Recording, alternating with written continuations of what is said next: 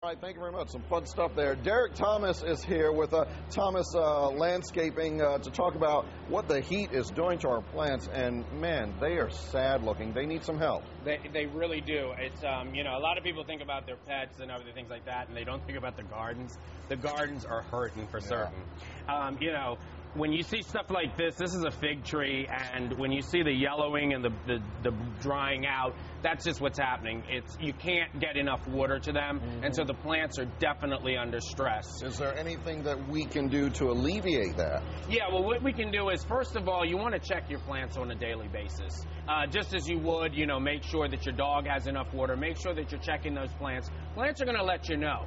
You know, you're going to start seeing signs like this, and before this leaf got completely burnt out, just the edges started to get brown.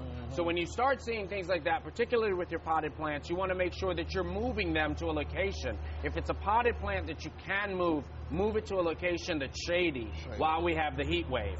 You know, is it too much of a stress on them if you move them indoors for a while into the air conditioning? That's a big change. Yeah, I wouldn't do that big change, because that's the other thing. One of the things that's happening, if you remember last week, we were pretty much in the cool, you know, and what's happening is this heat wave has come suddenly.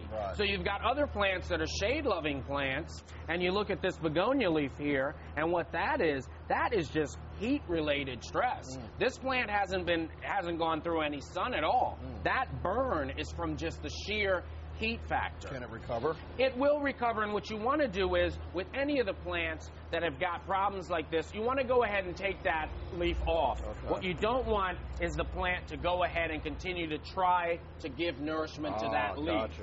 The other thing that we can do is, we can start thinking, you know, get away from the oscillating sprinkler, because they're going to waste water. Using things like this sprinkler ring, which will go at least 4 feet, but it reproduces almost rainwater-like effect. So you want to do a slow soak.